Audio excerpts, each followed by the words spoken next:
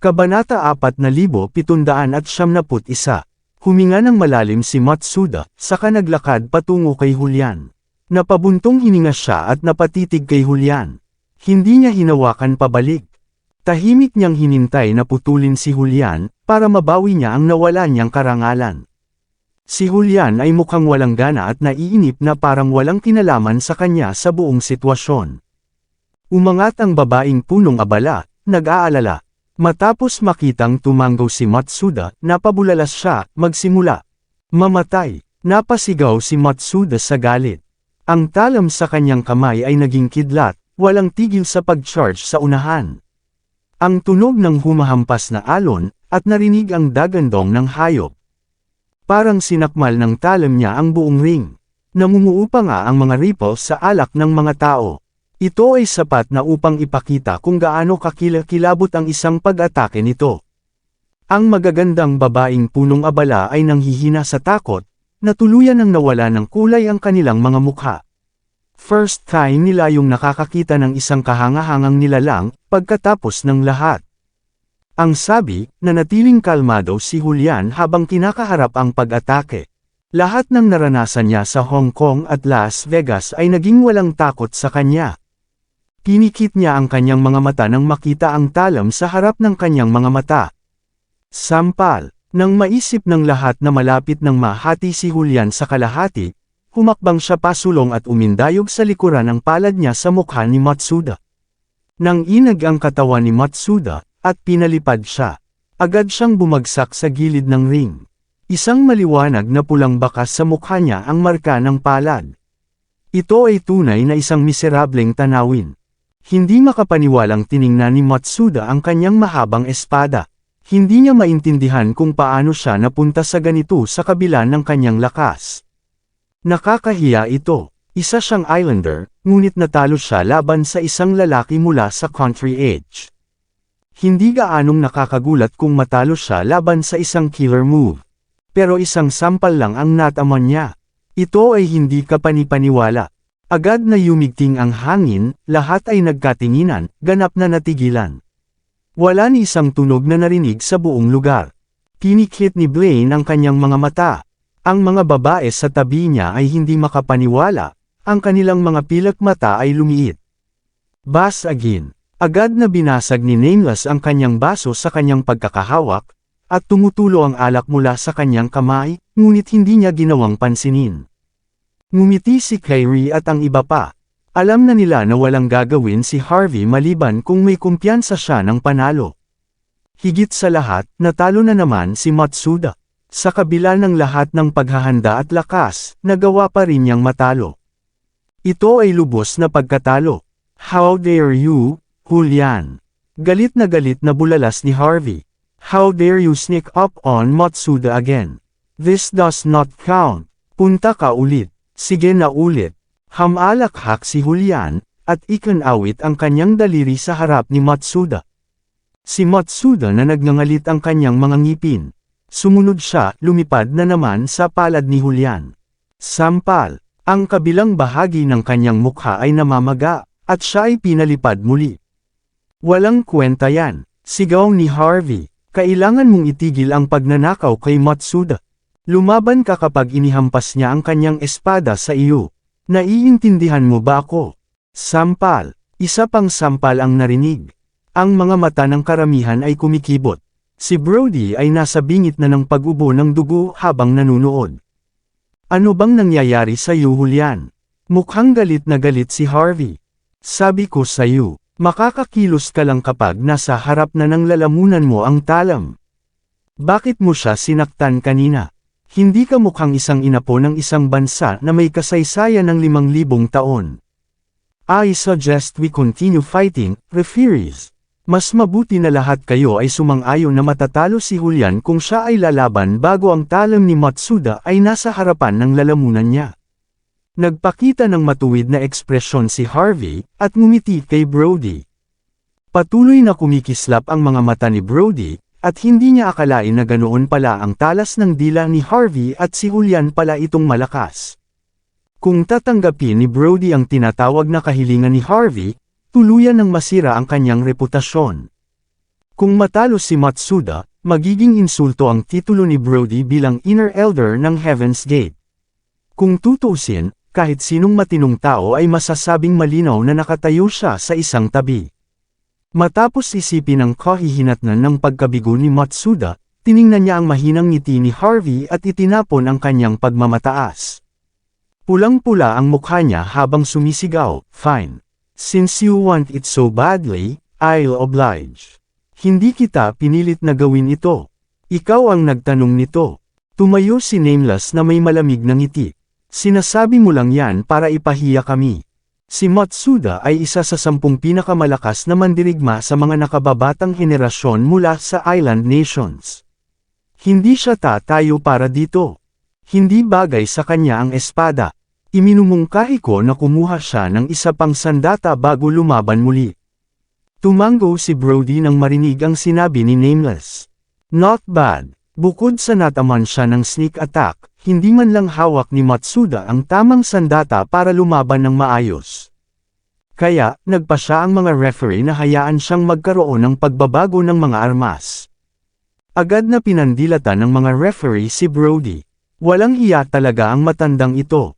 Di lang yan, lahat tayo hinihilan niya kasama niya. Kung kumalat ang balitang ito, ang ating reputasyon ay masisira sa bintana. Ang pagiging isang daga sa kalye ay hindi isang mabubuhay na paraan upang mabuhay. Pinikit ni Blaine ang kanyang mga mata, mukhang malungkot. Gayunpaman, ang kanyang mga labi ay may isang mapanuksong ngiti. Napamura ang magandang hostess sa tabi niya kay Harvey. Sa kanya, pinaniniwalaan lang ni Harvey ang sarili niyang kasinungalingan.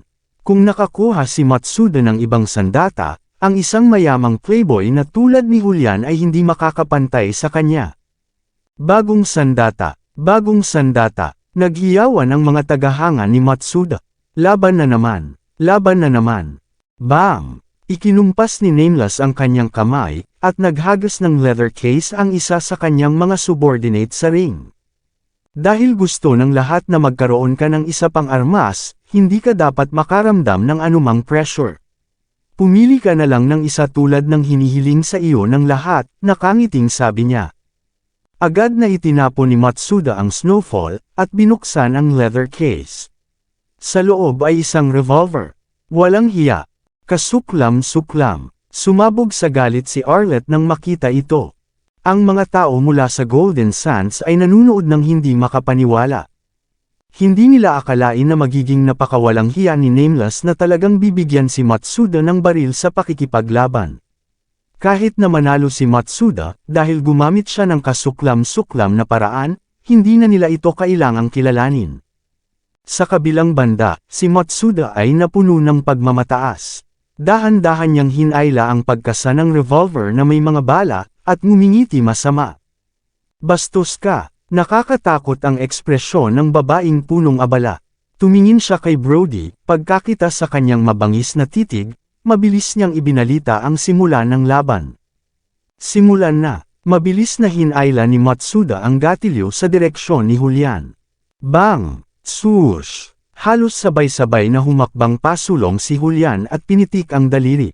Ang mga tipak ng sirang talam sa lupa ay lumipad sa kanyang harapan. Nalampasan ng bala si Julian, ngunit lahat ng mga tipak ay nakapasok sa lalamunan ni Matsuda. Natahimik ang karamihan. Hindi makapaniwalang tumingin si Matsuda na hawak pa rin ang revolver. Hindi niya akalain na matatalo pa rin siya, kahit na may nakamamatay na sandata. Bumagsak siya sa lupa, paralisado. Ilang sandali pa, namatay siya habang nakatakip ang kanyang mga kamay sa kanyang lalamunan. Mukhang natuwa si Julian. Si Nameless at ang iba ay nanlamig sa gulat. Bumagsak ang panga ng mga babaeng kasama sa tabi niya, at nagsampalan sila sa kanilang mga sarili sa mukha upang matiyak na hindi sila nananaginip. Laking gulat ng mga tagahanga ni Matsuda. Hindi nila akalain na matatalo ang idolo nila, mamatay pa. Bastos ka, sigaw ni Harvey. How dare you, bakit mo siya pinatay? Walang kwenta ang laban na ito. Kunin mo dito ang Onmyoji para buhayin siya o ano. E-restart natin ang laban. Napakaraming tao ang kumukulo ng dugo matapos marinig ang mga sinabi ni Harvey. Patay na siya. Ano ang punto ng muling pagsisimula ng laban? Anong balak niyang gawin? Maghiwa-hiwalay ng bangkay. Si Nameless ay nagngangalit ang kanyang mga ngipin sa galit. Tahasan na pinahihirapan ni Harvey ang puso ng lahat. Nagdusa si Matsuda ng magkakasunod na pagkatalo, at nauwi sa pagkamatay. Ito ay walang pinagkaiba sa pagyurak ng pagmamataas ni Nameless sa lupa. Tama na, kahit gaano pa kakapal ang balat ni Brody, wala siyang choice kundi magsalita. Kinagat niya ang kanyang mga ngipin, galit na galit. Nanalo ang Golden Sun sa round na ito. Siya ay walang kahihiyan, ngunit hindi rin niya basta nalang baliwalain ang mga katotohanang nasa harapan niya. Kung patuloy siyang nagdudulot ng gulo, siya ay hindi makakaligtas sa lungsod. Kung tutuusin, hindi na makakabalik ang isang patay kahit na sinubukan niya ng maraming beses. Si Harvey, gayunpaman, ay kumukulo sa galit. Hindi mo magagawa ito. Nag-snuck up si Julian kay Matsuda. Walang hiya siya. Paano mo hahayaan na manalo siya ng ganyan? Ito ay hindi patas. Ire-report ko ito sa Martial Arts Alliance. Clack! Hinawakan ni Brody ang kanyang tasa ng tsaa, nabasag ito. Nagtakip siya ng ngipin at malamig na tinitigan si Harvey. Kung pwede lang na pumatay ang tingin, patay na sana si Harvey. Ang mga mata ng hostess ay patuloy na kumikislap. Sa wakas, itinaas niya ang kanyang kamay. Nanalo ang Golden Sands. Napakahalaga ng tagumpay na ito. Nawala na sa Golden Sands ang karamihan sa kanilang moral sa napakaraming pagkatalo, ngunit ngayon, nagawa nilang mabawi ang kanilang pagkatalo, tiwala at dignidad. Si Arlette, sa kabila ng kanyang init ng ulo, ay nagsimulang magsaya sa pananabik. Maging si Azrael at ang iba pa ay nakangiti ng maluwag. Huminga ng malalim si Kyrie bago itinaas ang dibdib. Tumingin siya kay Harvey, na puno ng paghanga ang mapang-akit nitong titig. Dati, gusto niyang makipag-alyansa sa kanya dahil hinahangaan niya ito. Ngayon, nagsimula ang ilang hindi masabi na emosyon sa kanyang puso.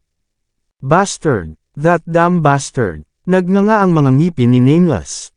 Galit na galit, sinipa niya sa lupa ang magagandang hostess na nasa tabi niya. Ang kutsilyong prutas sa kanyang kamay ay ganap na nakayuko. He glared ugly at Harvey, ang kanyang prideful look mula kanina ay wala na. Si Matsuda ang kanyang pinakadakilang trump card. Akala niya ay madali niyang makakamit ang tagumpay gamit ang isa sa mga pinakanamumukod-tanging mandirigma sa mga nakababatang henerasyon mula sa island nations. Gayunpaman, hindi niya inaasahan na kagatin ni Matsuda ang alikabok ng ganoon kaaga. Ang hitsura ni na Harvey at Julian ay ganap na sumira sa kanyang mga plano. Nais ni Nameless na magpadala ng utos na kunin ang dalawa minsan at para sa lahat. Ngunit alam niya na magkakaroon ng digmaan kung gagawin niya ito. Ang mga taong dinala niya ngayon ay malamang na hindi rin sapat. Kahit anong sama ng loob niya, wala siyang choice kundi lunukan ang galit niya. Damat, saan nanggaling ang bumpkin ng bansang iyon? How dare he disrespect the islanders like this? Tuluyan nang tumayo ang magandang babae sa tabi ni Blaine. Siya ay nasa kanyang 20s pag tiningnan, siya ay dapat na malinis at inosente, ngunit ang kanyang mabigat na makeup at fishnet na mga medyas ay nagbigay sa kanya ng impresyon ng reyna ng mga nightclub. Galit niyang tinitigan si Julian, na nagngangalit ang mga ngipin. How dare nitong patayin si Matsuda ng ganyan? Dapat siya ang namatay sa halip. Ang aking $250 milyong na baon ay nawala. Hindi. Tumatawag ako ng mga pulis para magpadala ng autopsy unit. Siguradong nilason ni Kyrie si Matsuda noon pa. Dalubhasa siya sa lason, tama ba? Na-corner ang likod ng Golden Sands. Natural lang sa walang hiyang babaeng iyon na gumawa ng ganito. Kung pwede lang, kunin ang aking mga kamay sa anumang ebidensya, papatayin ko siya. Walang takot na ibinuka ng babae ang kanyang bibig. Malamig niyang tinitigan si Kyrie, na para bang lulunukin niya ng buo ang huli. Napatingin ang lahat matapos marinig ang sinabi niya. Karamihan sa kanila ay nakatingin kay Blaine.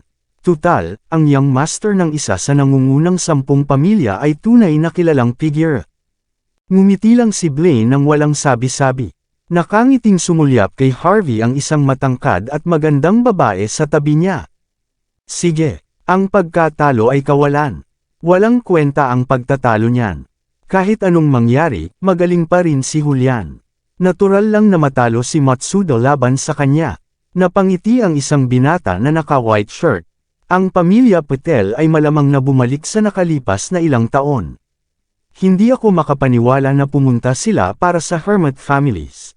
Nasa halip na ang nangungunang 10 pamilya. Hindi ba sila natatakot na mahabol ito sa hinaharap? Maraming salamat sa lahat ng sumusubaybay. Please subscribe and follow my YouTube and Facebook channel, Filipino Novel. Maraming salamat po. Kabanata 4775.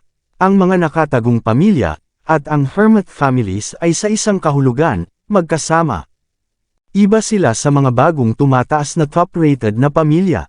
Napapaligiran silang lahat ng gabi at dilim. Natural lang na magkadikit sila, sabi ng babae na mahinahon. Ang sabi, ang mga lumang institusyon ay namamatay ng husto. Ito ang dahilan kung bakit ang tubig dito ay malalim. Maging ang mga puwersa mula sa Wolsing at Mordo ay hindi madaling makalusot. Pinupuri ng mga tao ang mga tao ng Golden Sands at husay ni Julian sa pakikipaglaban, ngunit naiinis na hamalakhak ang mukhang mature na babae. Para sa kanya, ang isang probinsyano ay palaging mananatiling isang probinsyano.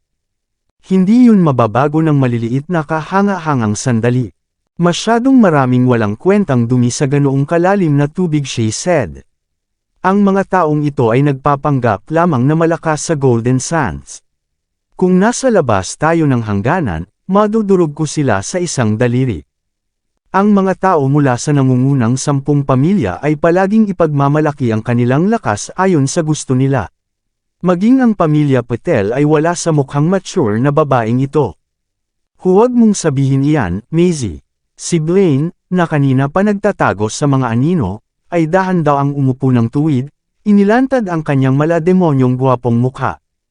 Ang pamilya Patel ay isa pa rin sa 5 nakatagong pamilya. Ang mga hermit families ay mga mananakop ng sinaunang dinastiya. Ang katotohanan na maaari silang manatili sa kapangyarihan hanggang ngayon ay sapat na patunay ng kanilang lakas. At saka, natalo na sila. Gayunpaman, ang batang iyon ay naglakas loob na manindigan laban sa atin. Nakakatuwa. Sumimsam si Blaine sa kanyang champagne, saka malamig na tumingin kay Harvey. Interesado ka ba sa batang iyon, young Master John? Napamura ang magandang babae, na may nakakainis na mukha. Halatang may mahinang hikbi siya. Hindi ko siya titignan sa mata kung ihampas ko siya sa aking Rolls Royce. At gayon paman, interesado ka sa gayong tao. Isa lang siyang ignorante na clown. He's acting clever after getting the upper hand, pero hindi niya alam kung gaano siya kababa. If I remember correctly, this must be the first time see that man. Right, Kensley? Nagpakita ng kakaibang ekspresyon si Blaine. According to my information, he's never gone against your family. Well, he sure sounds like your arch nemesis ngayon pa lang. Kumunot ang noo ni Kensley. Hindi niya akalaing marami pang malalaman si Blaine tungkol kay Harvey. Gayunpaman, malinaw na alam niya ang 1 o 2 bagay. Si Kensley ay kabilang sa pamilya Quinlan. Ilang beses niyang sinulyapan si Harvey, ngunit hindi niya masabi na siya nga ay nakitang may galit si Harvey. Ngumiti ang binata na naka-white shirt. Sige. Tama na ang maliit na pritong iyan. Young Master John, lahat tayo ay gumastos ng 1.3 bilyon sa pagtaya sa kay Nameless na pagkapanalo.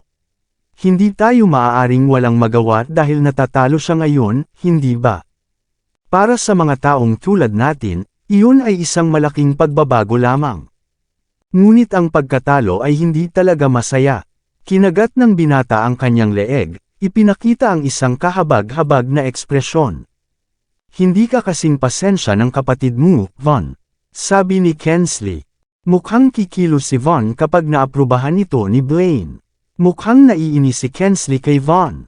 Tinuturuan mo ba siyang Master John kung paano gawin ang mga bagay?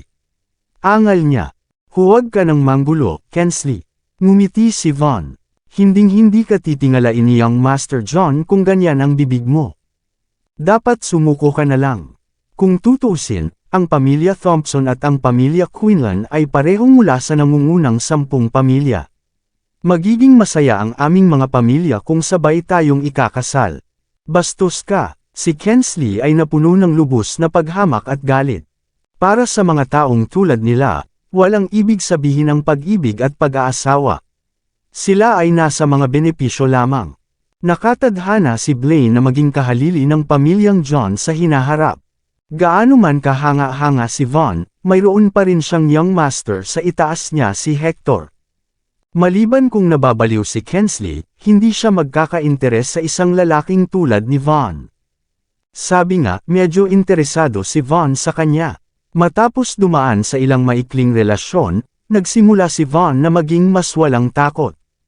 Dahil dito, lalo siyang kinaiinisan ni Kensley. Sige, magkaibigan tayong lahat dito. Para saan ba ang kaguluhan? Mahinahong sabi ni Blaine, walang emosyon ang mukha. Inilagay niya ang kanyang mga kamay sa kanyang mga binti, at tumingin sa ring na may singkit na mata. Ang Golden Sands ay higit na umaasa kay Julian. Siya ang kanilang pinakamalaking trump card. Magpadala ng isang tao upang tumingin sa kanya. E-notify si Nameless pagkatapos nito. Basta hindi siya tanga, alam na niya ang gagawin. At saka, kahit matalo tayo, it wouldn't affect the big picture. Sa karamihan, mag-aaksaya lang tayo ng kaunting oras. Si Nameless ay malapit ng maging isang Diyos ng digmaan. With our elixirs, he'll have no choice but to work for us, gustuhin man niya o hindi. Pagkatapos ng lahat, ang Golden Sands ay kabilang sa pamilya John. Kailangang harapin ng buong pamilya ang mga masasamang insekto na lumalabas. Medyo nagagalit ako, pero hindi nagtagal ay nakatanggap si Nameless ng text mula sa isa sa kanyang mga subordinate. Wala man lang siyang oras para tingnan ito ng detalyado. Tinulak niya ang taong malapit sa kanya, at malamig na ngumiti. Bilis! Kidnapin ang bawat isa sa mga kaibigan at pamilya ni Julian. Pagkatapos nito, magpadala sa kanya ng isang magandang maliit na pagbabanta. Kung patuloy siyang lumalaban ng walang pakialam, papatayin ko ang buong pamilya niya. Pumunta sa gilid ang subordinate ni Nameless para tumawag. Pagbalik niya, nakakatakot ang mukha niya. Young Master, natatakot ako na hindi natin magagawa sa kanya iyon. Ano? Inihagis ni Nameless ang kanyang baso sa lupa. Sinasabi mo bang hindi natin mahawakan ang ilang tao mula sa bansa H? Hindi talaga pwede, Young Master. Galing siya sa Yorks ng Hong Kong, sagot ng subordinate. Bas again. Natigilan si Namelia. Napakagat siya ng ngipin, nabasag niya ang isa niyang dilaw ng ngipin. Ang mga laban na dumating pagkatapos ay hindi nakakagulat.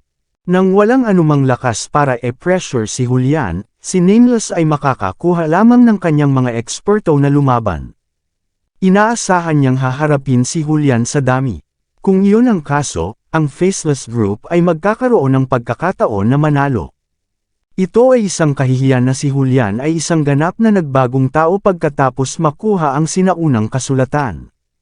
Maaari niyang gayahin ang mga galaw ni Harvey, na nagpapalipad sa sinumang may isang sampal sa mukha. Ang kanyang pagpapakita ng kanyang dalisay na bilis ay kamangha-mangha din.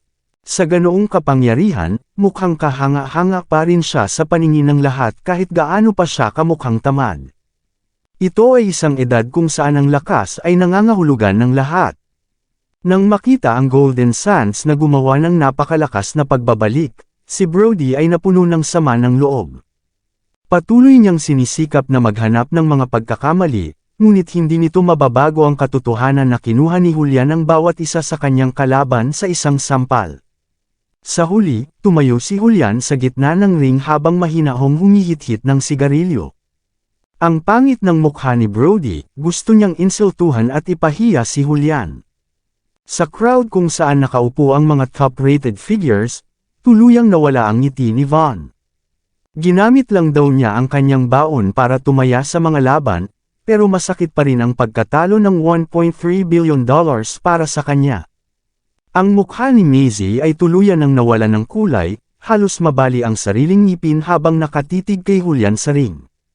Nanatiling kalmado sina Blaine at Kensley, na para bang hindi sila na-face kahit kaunti. Naturally, ang tagapagsalita para sa Evermore sa wakas ay kinuha ang pain. Kung ikukumpara sa katahimikan ng buong lugar, si Kyrie at ang lahat mula sa Golden Sands ay napuno ng ginhawa. Walang pagkakataon si Brody na baguhin ang kasaysayan, gaano man siya katraidor. Ang lalaki ay walang iba kundi kasuklam-suklam. Pagkatapos ng isang buong oras na labanan, sa wakas ay kinuha ng hostess ang mic at nagsalita. Puno ng inis ang mukha niya. Nanalo ang Golden Sands. Ayon sa deal, ang Faceless Group ay hindi maaaring tumuntong sa lungsod. Ang natitirang mga asset mula sa korporasyon ay mawawala sa Golden Sands sa lalong madaling panahon. Kung mananatili si Nameless dito ng higit sa isang buwan, ang Heaven's Gate ay maglalabas ng utos sa Martial Arts Alliance na habulin siya pababa. Kapag nangyari iyon, mauuwi lang ito sa kamatayan niya. Ang mga referee ay nagmula sa iba't ibang lugar at pinagkadalubhasaan ang lahat ng uri ng mga bagay. Gayunpaman, lahat sila ay may isang bagay na karaniwan, lahat sila ay kilalang tao mula sa underworld. Dahil napagpasyahan na ang nanalo, natural na susunod sila sa mga patakaran. Kahit na ang Evermore ay hindi gagawan ng mga kalaban sa buong underworld. Mabilis na tumalon-talon si Arlette at nagsimulang magsaya. Nakahinga ng maluwag sina Azrael, Darwin, Saul, at ang iba pa, at natapos din ang laban. Si Nameless lang ang naiwan na nagngangalit ang mga ngipin sa galit. Gayunpaman, hindi siya tulala. Alam niyang walang kwenta ang pag-spout ng kalokohan dahil nasayang na ang effort niya. Ang kinalabasan ay itinakda sa bato. Sa dami ng tao, dahan daw ang tumayo si Kyrie. Itinaas niya ang kanyang red wine glass kay Nameless na nakangiti. Magpapadala kami ng isang pangkat ng mga abogado upang harapin ang mga pamamaraan, young Master Nameless. Sana ibigay mo sa amin ang lahat ng mayroon ka. Kung may kulang man lang na butil ng bigas, iuutos namin sa inyo ang pagbitay. Ang isang kilalang figure na tulad mo ay hindi hahayaan ang iyong sarili na magdusa sa isang bagay na walang kabuluhan, tama? Siyempre, ang galing ng paalala, Kyrie. I'll thank you and your family for that. Malamig na tinitigan ni Nameless si Kyrie habang binibigkas ang mga katagang iyon. Ikinumpas niya ang kanyang kamay, at umalis sa lugar. Ngumiti si Kyrie, saka nag-wave ng kamay. Sinundan ng ilang eksperto ng Golden Sun si Nameless, na nagpaplanong bugbugin siya at ang kanyang grupo sa sikat ng araw. Ang mga referee ay umalis kaagad pagkatapos makuha ang kanilang mga sweldo. Ang pinuno ng mga referee, si Brody, ay nabangga kay Harvey kasama ang isang grupo ng mga eksperto ng Heaven Gate na mga mandirigma na tumatakbo sa likuran niya. Na-curious si Harvey kay Brody, na pinandilatan siya ng mata na parang ulupong na naghihintay na matamaan. Kung tama ang pagkakaalala ko, ikaw ang nangungunang eksperto sa geomancy ng lungsod, ang sinumpaang kapatid ni Quill, at isang bagong upstart dito. Harvey York, tama ba? Good eye, Elder Brody. May kailangan ka ba? Sabi ni Harvey. Malamig na tumawa si Brody. Ikaw ay may talento, binata, ngunit ikaw ay napakayabang. Dapat mong malaman na kung ano ang nangyayari sa paligid, dumarating. Maaaring may kalamangan ka sa pagkakataong ito, ngunit hindi na ito mauulit.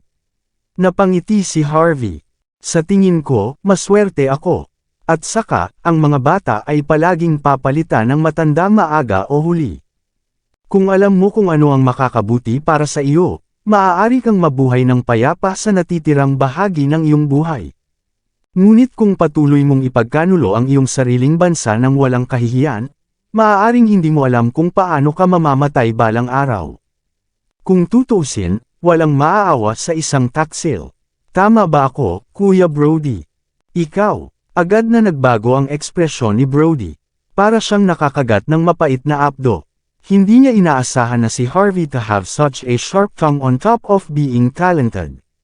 Hindi niya kayang pabulaanan ang sinabi ni Harvey. Fine. Ang galing mo. Sana hindi ka magsisi na sabihin mo sa akin ang mga salitang ito sa lalong madaling panahon.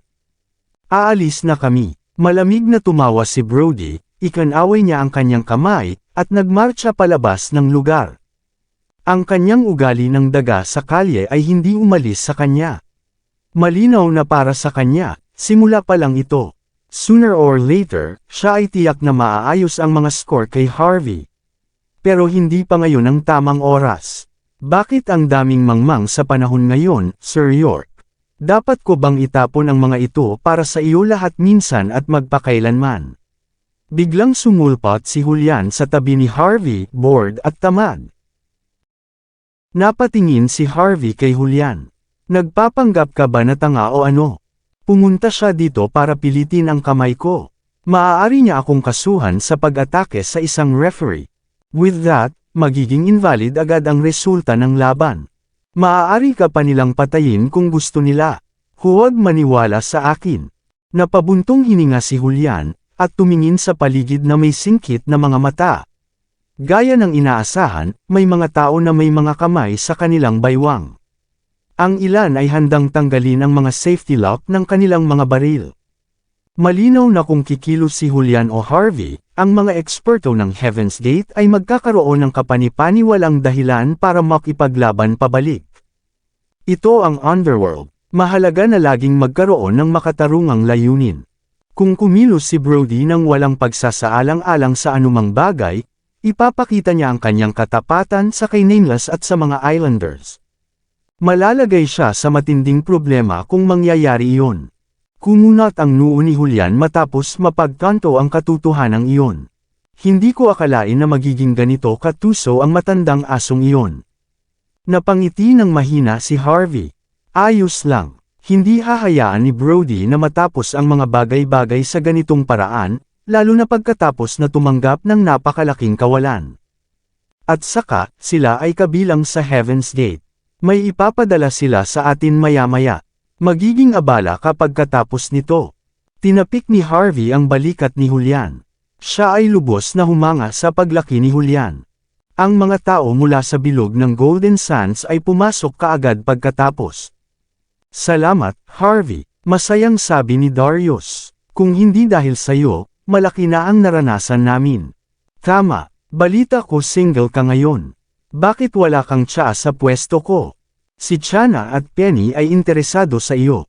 I've been thinking of marry both my daughters to the same outstanding man. Dapat talaga na lumapit ka. Pwede ka bang maging magalang, Darius? Malamig na bulalas ni Wes. Malapit na si Harvey kay Arlette. Sinusubukan mo ba para agawin sa akin ang manugang ko? Kinikit ni Azrael ang kanyang mga mata, pagkatapos ay humakbang pasulong. Hindi naman sa gusto kitang tawagan, Wes. Harvey and Arlette are not a good pair at all. There's something you don't know, Harvey. I have a daughter studying in the Empire right now. I'll call her back at magkita-kita. Huwag kang mag-alala. Kung hindi ka na interesado pagkatapos noon, maaari mong kanselahin ang petsa anumang oras. Ay, Harvey. Nagsiksikan ang mga tao, na nakatingin kay Harvey na para bang siya na ang susunod nilang manugang. Ang mga mata ni Darwin ay puno ng liwanag. Bahagyang mababa ang pagkakakilanlan ni Shay, ngunit natitiyak niyang maaari itong mag-spark ng apoy kay Harvey pagkatapos ng kaunting oras na magkasama. Enough! Magpapakasal ulit si Harvey sa dati niyang asawa. Malayo na ang narating ng dalawa para makarating dito. Tumigil na kayo mga tao. Ang muling pagpapakasal na ito ay napakahalaga sa kanya. Pumasok si Kyrie, na mabangis na nakatingin sa mga tao. Kabanata 4,800. Agad na yumigting ang hangin. Kahit gaano pa kalakas ang pagtayo ni Kyrie, matangkad pa rin ang kanyang mukha.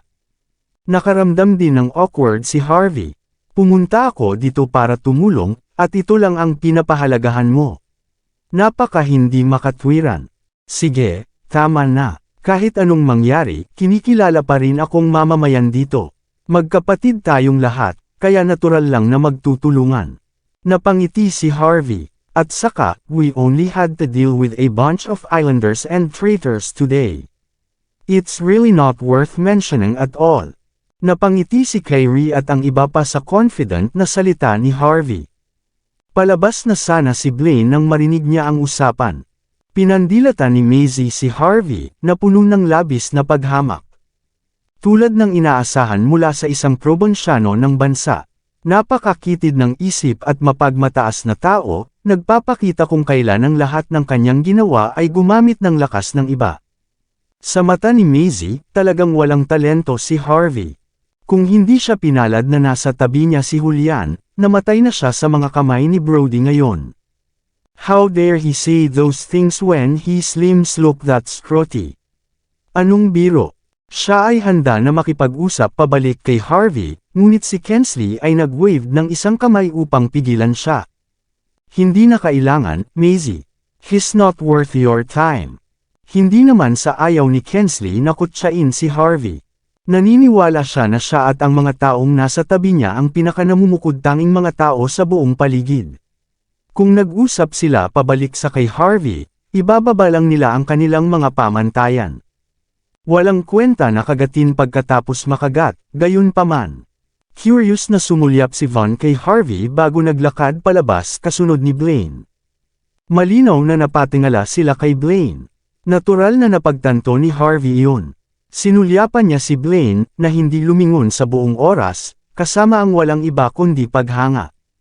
Ang young master na ito ay talagang kahanga-hanga.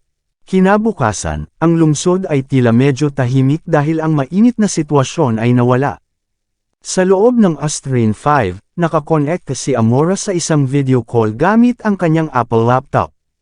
Bilang bahagi ng nangungunang 10 pamilya, ang pamilyang Foster ay maraming bagay na dapat harapin.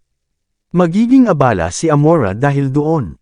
Gayunpaman, hindi niya ito ikinagalit dahil kaya niyang matuto at gumawa ng mga bagay para kay Brian. Magkakaroon siya ng mataas na pagkakataon ng pag-angat sa kapangyarihan, kaya medyo masaya siya tungkol dito.